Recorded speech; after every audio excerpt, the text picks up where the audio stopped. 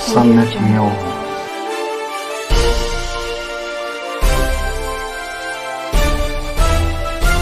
सम्यक ज्ञो।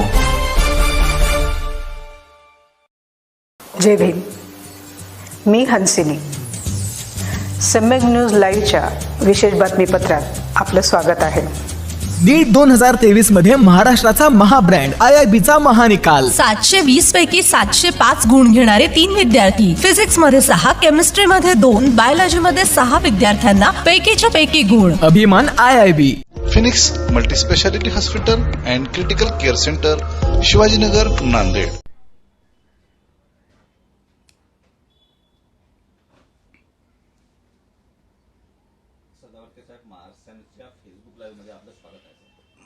जय श्रीराम, वंदे मातरम। आज जरांगेंची सभा पार पडली। तुमचं नाव घेता एकंदरीत त्यांनी टीका केली आहे। पहिली प्रतिक्रिया। मला एक जिम्मेदारी आहे। संविधान मध्ये PhD असल्यामुळे विषयामध्ये जे काही असंविधानिक गोष्टी असतात, ज्या काही ज्याला म्हणतो इलिगल ज्या गोष्टी असतात, त्या गोष्टीला चॅलेंज देणं आणि त्याच्यावर भाष्य करणं, त्याच्यावर लिखाण करणं, त्याच्यावर निवेदनं देणं, नोटीस देणं, पिटिशन फाईल करणं, हे हिंदू राष्ट्र भारत हमारा मानणारे आम्ही आणि नथुरामजी गोडसेंच्या अखंड भारताच्या विचाराचे आम्ही आहोत आणि प्रभू श्री रामचंद्राच्या विचाराने आम्ही आणि आशीर्वादाने आणि आई भवानीच्या आशीर्वादाने भारतरत्न डॉक्टर बाबासाहेब आंबेडकरांच्या लिखित संविधानाच्या आधारे आम्ही जगणारी माणसं आहोत। त्यामुळं जरंगे काय म्हणला हे काय फार महत्त्वाचं नाही। जरंगेच्या बाबतीमध्ये जरंगेंनी आज एक सर्टिफिकेट देऊन टाकलं, एक पावती देऊन टाकली। ती पावती अशी आहे, आरेरावीची भाषा, मगरुरीची भाषा, स्वतःला पाटील म्हणून घेणे, ही सुपरमसी आहे। जेव्हा तुम्ही सुपरमसीमध्ये स्वतःला असं काहीतरी अधिकारशहासारखं बोलण्याचा प्रयत्न करता, तेव्हा इनबिल्ट तुम्ही मागास नसता आणि जेव्हा तुम्ही इनबिल्ट मागास नसता तेव्हा तुम्ही मागासलेपणाच्या आरक्षणाला पात्र नसता। आज आपण जर बघितलं असेल तर जरंगे काही काळ मराठा स्वतंत्रपणे आरक्षण द्या असं म्हणाला। थोड्या वेळाच्या नंतर जरंगे म्हणतो की ओबीसीतून आरक्षण द्या। म्हणजे जरंगेंच्या बाबतीत मला हे म्हणायचं की रान भुलं लागल्यासारखे जरंगे बोलत होता आणि त्या पुढे जाऊन मला जरंगेच्या बाबतीत हे म्हणायचं आहे की जरंगे एक मराठी म्हण आहे, लावलं म्हणजे जर रताळं लावलं तर रताळूच येतंय, गाण्याप्रमाणे लावलं रताळं आलं केळं असं होत नसतंय। आणि त्याच्यामुळे जरंगे स्वतःच कन्फ्यूज आहे की मराठा म्हणून घ्यायचं की कुणबी म्हणून घ्यायचं। पण दोन्ही जरी मागणी केल्या तरी मला हे म्हणायचं आहे की दोन्ही मागणीला पात्र ठरत नाही मराठा समाज महाराष्ट्रातला। त्याचं कारण सांगतो की स्पष्टपणे मागासलेपणात येत नाहीत असं 3 आयोगांनी सांगितलेलं आहे आणि नुसतं 3 आयोगांनी सांगितलेलं नाही तर माननीय सर्वोच्च न्यायालयाने शिक्कामोर्तब केलेलं आहे। त्यामुळे ओबीसीचं रिझर्वेशन डंके की चोट पे मिळणंच नाहीये, मिळणारच नाही।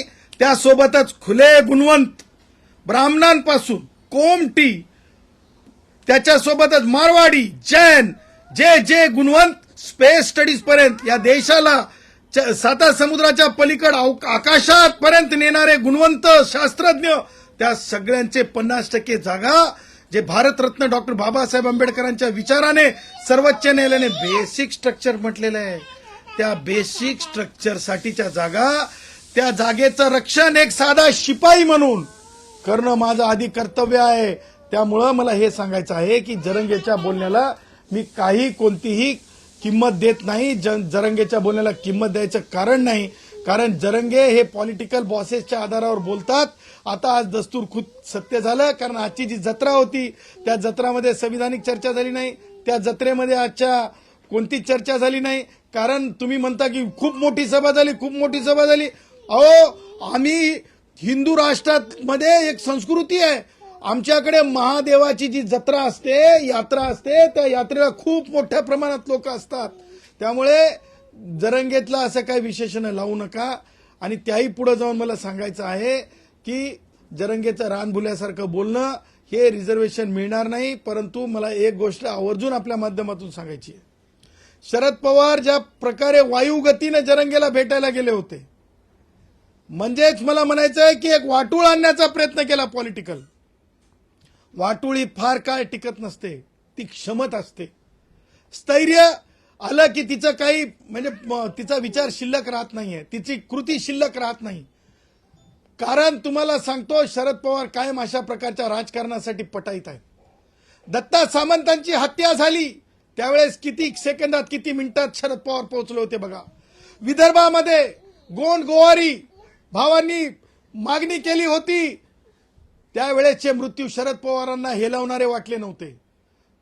शरद पवार कोणत्या राष्ट्रवादी काँग्रेसचे वयोवृद्ध पुढारी शरद पवार कोणत्या पाऊल वाटेनं पाय काढता पाय घेऊन विमानतळाकडे गेले होते हे सुद्धा शरद पवारांनी उत्तर द्यावं. सांगायचं तात्पर्य, शरद पवार हे ह्याच कारणांसाठी प्रमुख मानत नाही तर मी आणखीनही कारणांसाठी मी शरद पवारांचा नाम उल्लेख करू शकतो. डॉक्टर बाबासाहेब आंबेडकरांचं नाव मराठवाडा विद्यापीठाला द्यावं तत्कालीन. शरद पवारांच्या राजकारणामुळे शेकडो हजारो विद्यार्थ्यांना जे आहे नाव द्या म्हणून स्वतःचे कॅरेक्टर खराब झाले, कारण ती त्यांच्या अस्मितेचा प्रश्न होता. परंतु शरद पवारांनी नाम विस्तार केला, नामांतर होऊ दिलं नाही. गौतम वाघमारे सारखा भाऊ आमचा, त्या भावाने शहादत पत्करली तरी शरद पवारांचं राजकारण संपलेलं नाही. सांगायचं तात्पर्य, जिथं शरद पवारांच्या राजकारणाचा वास येतो तिथं जरंगेसारखे यात्रा भरणार, जरंगेच्या जत्रा भरणार हे मी डंके की चोट पे सांगू शकतो.